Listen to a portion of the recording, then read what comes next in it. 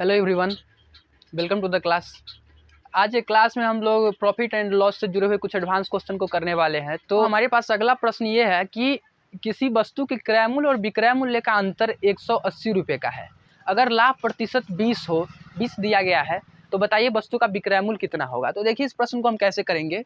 तो हमको दिया गया है कि वस्तु के क्रय मूल्य और विक्रय मूल्य का जो अंतर है, क्रय मूल्य और विक्रय मूल्य का जो अंतर है वह 180 रुपये का है। इसका जो अंतर है वह 180 रुपये का है और यहाँ पे लाभ हो रहा है, यानी कि विक्रय मूल्य में से हम क्रय मूल्य को घटाएं फिर हमको लाभ हुआ। तो देख लीजिए, अगर हम मान लेते हैं कि क्रय मूल्य हमारा 100 रुपये था, तो विक्रय मूल्य कितना होगा। तो विक्रय मूल्य हो जाएगा क्रय मूल्य प्लस लाभ प्रतिशत, यानी कि 100 प्लस 20 यानी कि 120 रुपया। अब बोल रहा है कि इस दोनों का अंतर यानी कि 120 घटाओ 100, ये दोनों का अंतर हो गया, यह 180 के बराबर है। इस दोनों का अंतर 180 के बराबर है, यानी कि 20 बराबर है 180 के। अब हमसे पूछ रहा है कि इस वस्तु का विक्रय मूल्य कितना है, यानी कि विक्रय मूल्य जो यहाँ 120 जो दिया गया था, यह हमको 120 निकालना है। तो ये 20 बराबर है 180 के, तो एक बराबर हो जाएगा 180 बट्टा 20 के, यानी कि 20 नमा 180। तो पूछ रहा है कि 120 किसके बराबर है, तो 120 बराबर हो जाएगा 120 गुने 9 के, यानी कि 1080 रुपया। यह वस्तु का क्या हो गया, विक्रय मूल्य हो गया। अगर क्रय मूल्य पूछता तो फिर हमको 100 निकालना होता, फिर 100 बराबर होता है 100 गुने 9 यानी कि 900। तो हमारा अंतर हो जाता है 180 रुपये का। देखिए अब हमारे पास अगला सवाल है कि किसी वस्तु पर जो लाभ प्रतिशत है वह 25% है। तो पूछ रहा है कि यह लाभ प्रतिशत विक्रय मूल्य पे कितना प्रतिशत होगा। तो देखिए लाभ प्रतिशत का हम फॉर्मूला पढ़े हुए थे पहले से कि लाभ प्रतिशत बराबर होता है लाभ बटे क्रय मूल्य। लाभ, हाँ तो देखिए इस क्वेश्चन को हम करेंगे तो उसके लिए लाभ प्रतिशत का हम लोग फॉर्मूला पढ़े हुए थे पहले से, लाभ बट्टा क्रय मूल्य गुने 100, लाभ बट्टा क्रय मूल्य गुने 100। जबकि यहाँ पे प्रश्न में बदलाव कर दिया गया है कि जो क्रय मूल्य है वहाँ पे अब विक्रय मूल्य को रखना है, यानी कि तुलना विक्रय मूल्य से करना है। तो देखिए तो पहले तो हम निकाल लेते हैं कि विक्रय मूल्य, क्रय मूल्य और लाभ कितना है। तो हमको दिया गया है प्रश्न में कि अगर हम क्रय मूल्य को तो हमेशा 100 मानते हैं, तो क्रय मूल्य को अगर हम 100 रुपया माने तो उस पर लाभ प्रतिशत दिया गया है 25%। तो विक्रय मूल्य कितना हो जाएगा, तो विक्रय मूल्य क्या हो जाएगा, क्रय मूल्य प्लस लाभ प्रतिशत, यानी कि 100 प्लस 25 यानी कि 125। यहाँ तक तो कोई डाउट है नहीं। अब देखिए अब पूछ रहा है कि लाभ प्रतिशत क्या होगा, लेकिन अब तुलना किससे करना है, विक्रय मूल्य से करना है, यानी कि लाभ बटे विक्रय मूल्य गुने 100। तो ये हो जाएगा 25 बटे 125 गुने 100। इसको सोल्व करेंगे तो 25 पंच 125, 5 से 20 यानी कि 20%। तो यहाँ पे क्वेश्चन में बस थोड़ा सा बदलाव किया है कि क्रय मूल्य की जगह पे अब विक्रय मूल्य से तुलना करना है। और हम बताए हुए थे कि किसी भी चीज का अगर प्रतिशत हमको ज्ञात करना हो तो क्या करेंगे, जिसका प्रतिशत ज्ञात करना है उसको हम ऊपर रखेंगे और गुने 100 और बटे में जिससे तुलना किया जाए। अब यहाँ तुलना करना है विक्रय मूल्य से, इसलिए विक्रय मूल्य को हम नीचे रखें और यहाँ से हमारा आंसर 20%। तो हमारे पास अगला सवाल है कि किसी वस्तु पे उसका जो अंकित मूल्य है, उस अंकित मूल्य को क्रय मूल्य पे 40% अधिक रख के लिख दिया गया है, फिर उस पर 15% का छूट दिया जाता है। तो बताइए कि हमारा लाभ प्रतिशत कितना होगा। तो देखिए अगर मान लेते हैं कि क्रय मूल्य जो उसका था वह 100 रुपया था, अब उस पर 40% अधिक करके प्राइस लिख दिया गया, यानी कि अंकित मूल्य जो इसका हो जाएगा वह 100 पे 40% अधिक, यानी कि 100 जोड़ 40 यानी कि 140 हो जाएगा। अब बोल रहा है कि उस अंकित मूल्य पर 15% का छूट दिया जाता है। तो छूट का मतलब क्या होता है कि घटा देना उसमें से। तो हम 140 में से घटा देते हैं क्या, 140 का 15%।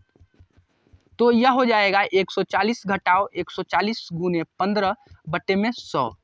3 से लगाएंगे तो 5 से लगाएंगे तो 5 या 15, 5 से 20, 20 सत्ते 140, यानी कि 21 रुपये का इस पे छूट मिलता है।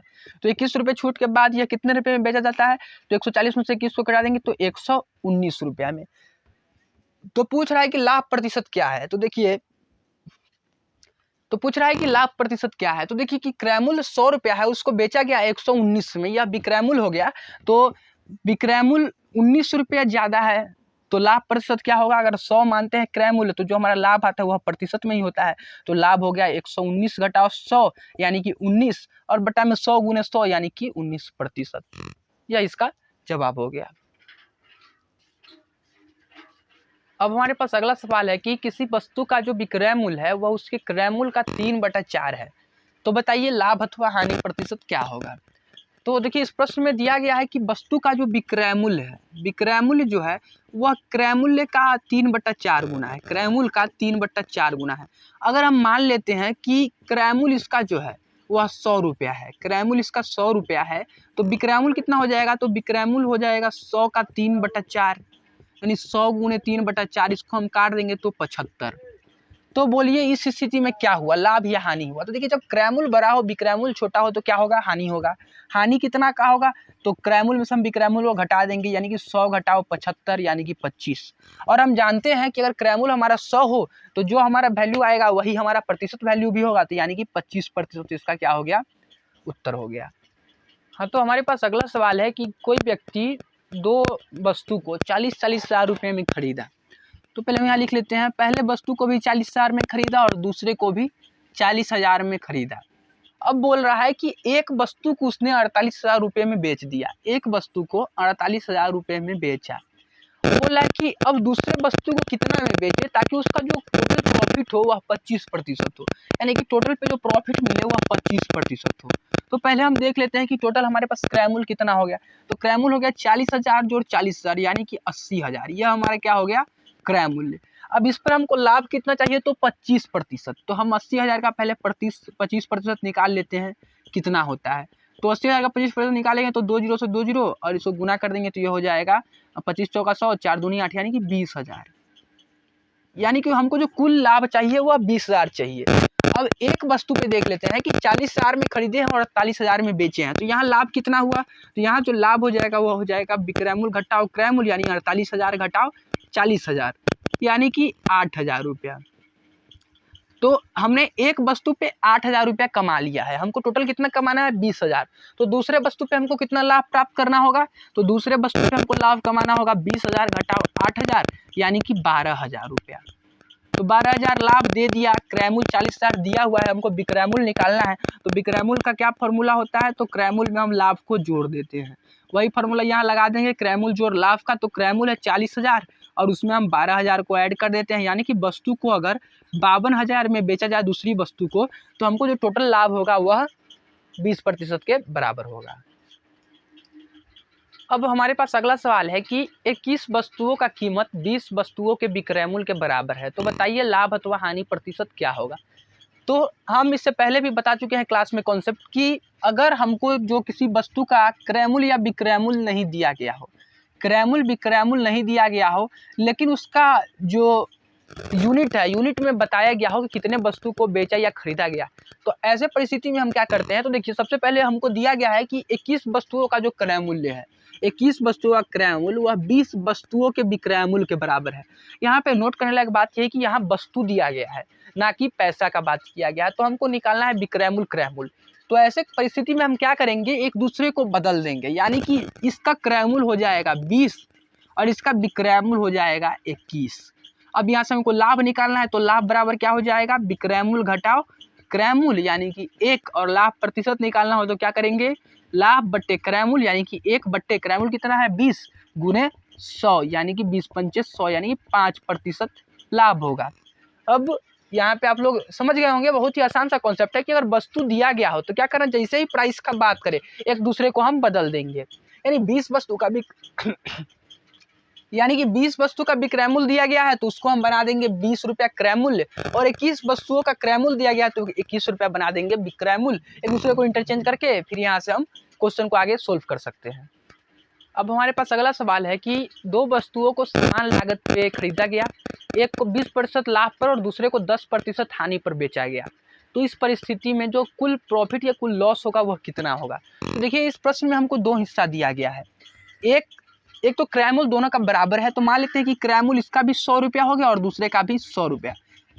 एक को 20% लाभ पर बेचा यानी कि इसको 120 पर बेचा, 20% लाभ यानी 100 जोड़ 20 यानी 120। दूसरे को 10% हानि पर बेचा यानी कि 100 घटाओ 10 यानी कि 90 हो गया इसका विक्रय मूल्य। तो पूछ रहा है कि यहाँ पे टोटल प्रॉफिट या लॉस कितना हुआ है। तो देखिए यहाँ पे कि इसका पहले क्रय मूल्य देख लेते हैं, क्रय मूल्य कुल कितना हुआ। तो क्रय मूल्य 100 रुपया एक वस्तु का, दूसरे का भी 100 यानी कि 200। अब विक्रयमूल्य देखते हैं तो एक वस्तु को बेचा गया था 120 में और दूसरे को 90 में, यानी कि 210 रुपये। तो लाभ अगर निकालेंगे तो विक्रयमूल्य घटाओ क्रयमूल्य यानी 210 घटाओ 200 यानी कि 10 रुपया। अब यहाँ से पूछ रहा है हमारा लाभ प्रतिशत, तो लाभ प्रतिशत क्या हो जाएगा कि 10 बट्टा क्रयमूल्य यानी कि 200 गुणे 100, तो ये हो गया 2 0 से 2 0 2 से 5 यानी कि 5% का लाभ हुआ। अब हम इस क्वेश्चन में थोड़ा शॉर्टकट तरीका देखते हैं कि क्या करें कि ताकि हमें इतना लंबा नहीं जाना पड़े। तो उसके लिए क्या करेंगे कि एक अगर क्रयमूल्य सेम दिया गया हो तो एक छोटा सा हम जो तरीका है उसको हम फॉलो करेंगे, हमको आंसर मिल जाएगा। क्या करेंगे कि जहाँ भी लाभ हो तो एक पे 20% का लाभ हुआ तो प्लस में रखेंगे 20%, दूसरे पर घटा हुआ यानी हानि हुआ 10% का तो माइनस में 10%। अब बट्टा में टोटल 2 समान है तो बट्टा में 2, तो 20 में से 10 गया तो 10% बट्टा में 2 5% हमारा उत्तर हो गया। ऐसे ही एक सवाल था कि किसी 3 वस्तुओं को एक ही मूल्य पे खरीदा गया और उसको अलग अलग, एक को 10% लाभ पे, दूसरे को 5% लाभ पे और तीसरे को 15% हानि पे बेचा गया, तो बताइए कुल लाभ या हानि क्या होगा। तो देखिए इस सवाल में हम क्या करेंगे, वही लॉजिक लगाएंगे। पहले पे 10% लाभ तो प्लस 10%, दूसरे पे 5% लाभ तो प्लस 5, तीसरे पे 15% हानि तो माइनस 15%, और बट्टा में 3 वस्तु है तो 3, 10 15 15 घटाओ 15 0 बट्टा 3 यानी कि 0%, यानी कि सौदा पे ना ही लाभ हुआ ना ही हानि। हम इस तरीके से आसानी से हम किसी भी प्रश्न का आंसर निकाल सकते हैं, बहुत आसानी से आपको उत्तर मिल जाएगा। तो देखिए सबसे पहले इस प्रश्न में दिया गया है, पहले मान लेते हैं कि क्रयमूल्य कितना है 100 रुपया है और उसमें बोल रहा है कि 13.5% हानि हुआ, तो इसमें से 13.5 को अगर हम घटा लेंगे तो कितना हो जाएगा 87 यानी कि 86.5, ये हो गया। अब बोला है कि 31% लाभ होता, कब, तो 31% लाभ होता, कहने का मतलब 100 रुपया में खरीदते उसको 131 में बेचते, कब, जब पिछले वाले पर हमको 89 रुपया एक्स्ट्रा मिलता, 89 रुपया एक्स्ट्रा मिलता। कहने का मतलब ये हो गया कि इस दोनों का अंतर कितने के बराबर है 89 के, तो 131 घटाओ 86.5 बराबर 89।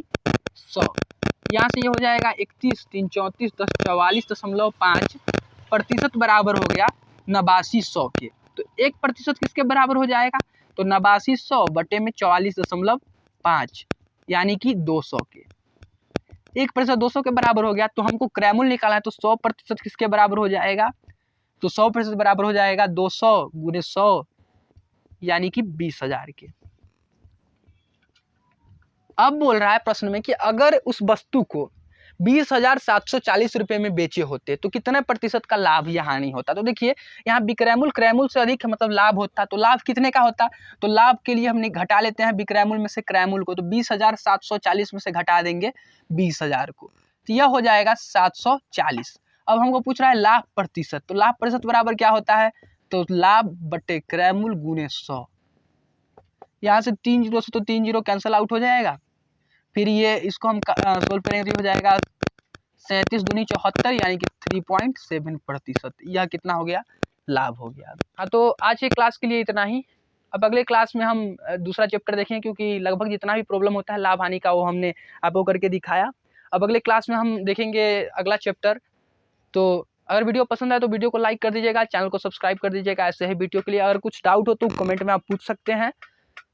तो वीडियो देखने के लिए धन्यवाद।